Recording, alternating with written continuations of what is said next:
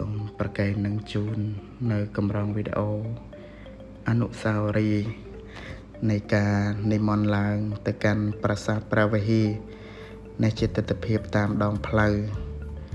ពីមាញ់គឺទិដ្ឋភាពដងផ្លូវយើងធ្វើដំណើរដោយរថយន្តចំណែកផ្លូវនេះពេលតែយើងទៅដល់កំពូលភ្នំ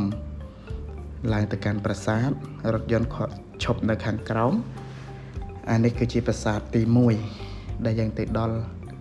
ធ្វើដំណើរឆ្ងាយណាបន្ទាប់ពីប្រាសាទទី1យើងចាត់ទុកថាខ្លោងទ្វារចូលហើយដើរតាមផ្លូវដោយនៅក្នុងកាមេរ៉ាវែងហើយនៅ3-4ប្រាសាទនៅលើទៀតមិនមែនថាត្រឹមនឹងអស់ទេផ្លូវនេះឆ្ងាយណាស់តែខ្ញុំកណាអាត្មាភាពកាត់យកវីដេអូខ្លីៗដើម្បីប្រកែកនឹងជូន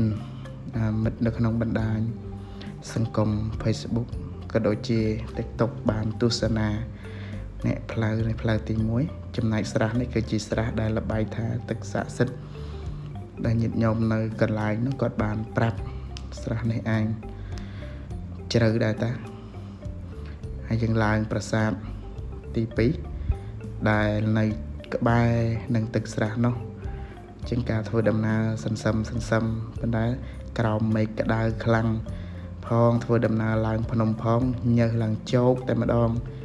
ប៉ុន្តែគួរស្ងាច់សរសើរដែលដូនតារបស់ខ្មែរយើង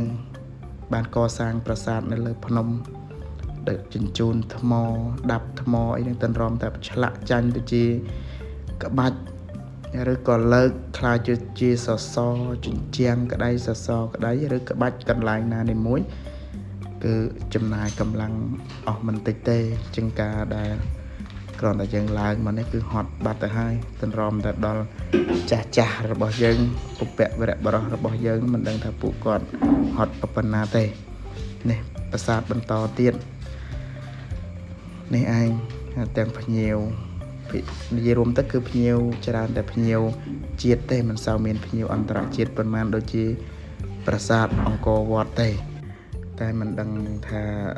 ថ្ងៃផ្សេងយ៉ាងម៉េចប៉ុន្តែចំពោះថ្ងៃនេះដែលខ្ញុំកណាអាត្មាភាពនិមន្តមកដល់គឺមិនសូវមានឃើញទេ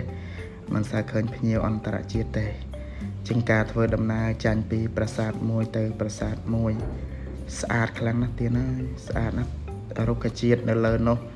ខៀវស្រងាត់តែម្ដងដូចជាស្មៅដែលអាត្មាភាពកំពុងនិមន្តជន់នេះគឺខៀវស្រងាត់តែម្ដងដោយរដូវកាលដើមឆ្នាំនេះភ្លៀងធ្លាក់ជោកជាំហើយប្រាសាទនេះដែរក៏មិនទាន់ផុតដែរនៅមានប្រាសាទនៅពីលើតទៅទៀតចាញ់ដំណើរចាញ់ពីប្រាសាទមួយទៅប្រាសាទមួយរហូតដល់ជុងមាត់ជ្រុះដល់នេះគឺផ្លែគូលែនរដូវកាលផ្លែគូលែនទុំនេះខាងចូលទៅខាងក្នុងប្រាសាទជួបញោមដែលគាត់អ្នកថែរក្សានៅទីនោះមកឈរអមដងផ្លូវហើយនេះជាសសរពេជ្រមកក្បាច់ចុះយើងគ្រាន់តែស៊ីម៉ង់នេះយើងធ្វើមិនចង់បានផងទន្រាំតែចាស់ពីដើមគាត់ដាប់ថ្ម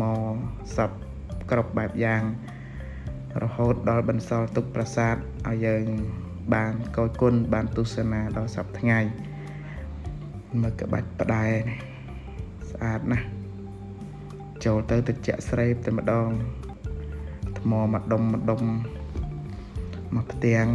ងផ្សំគុំបានคล้ายទៅជាប្រាសាទមួយដែលឈរនៅលើកំពូលភ្នំដងរែកនេះដែលយើងហៅថាប្រាសាទព្រះវិហារ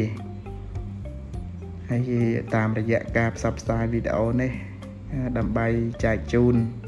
ដល់ញាតិញោមក្តីដល់ព្រះសង្ឃក្តីដែលមិនទាន់បានមកដល់ប្រាសាទព្រះវិហា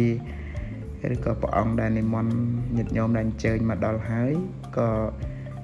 ទស្សនាដើម្បីរំលឹកនៅអនុស្សាវរីយ៍តែចំពោះព្រះអង្គឬក៏ញាតិញោមណាដែលមិនទាន់បាននិមន្តមកទេគឺទស្សនាតាមកញ្ចក់ទូរស័ព្ទកំដរការអបសុកនេះឯងធ្វើដំណើរបន្តរហូតដល់ប្រាសាទចុងក្រោយចឹងពីប្រាសាទមួយទៅប្រាសាទមួយឆ្ងាយពីគ្នាដែរណាពូតាំងពីនិយាយរួមទៅលើកំពូលភ្នំមែនប៉ុន្តែមិនមែនថារៀបស្មើទេរៀបស្មើដូចបាត់ដូចថាសយ៉ាងទេ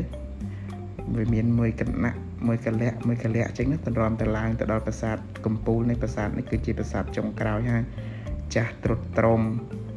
រលំនេះតាមបង្អួចនីមួយចូលទៅងឹតឈឹងមានពន្លឺចាញ់ចាំងទៅតាមបង្អួចតែត្រជាក់ឯខាងនេះគឺទិដ្ឋភាពនៅខាងក្រោយប្រាសាទយើងនិយាយរួមទៅគឺខាងត្បូងនៅក្បែរមាត់ជ្រុះតែម្ដងនេះក្បែរមាត់ជ្រុះតែវីដេអូនេះដោយសារវែងពេកខ្ញុំកណាអាត្មាភាពមិនបានផ្ដិតយករូបភាពជ្រុះទាំងមូលឲ្យបានទស្សនាទេគ្រាន់តែយកទិដ្ឋភាពប្រាសាទទាំងមូលនិងនៅលើកំពូលភ្នំហើយនឹងការធ្វើដំណើរចុះមកវិញនេះជាប់ព្រំដែនជាមួយថៃនៅខាងប៉ុស្តិ៍ថៃនោះតែយើងមើលទៅឃើញប៉ុស្តិ៍គេដូចខ្ទមដូចវាមានអីនោះនៅលើកំពូលភ្នំផ្នែកខាងនោះគឺជារបស់ខាងថៃតែខាងខ្មែរយើងគឺនៅខាងនេះគេនៅខាងពីជើងបងចឹងសូមបញ្ចប់តែប៉ុណ្ណេះសូមអរព្រគុណនិងអរគុណ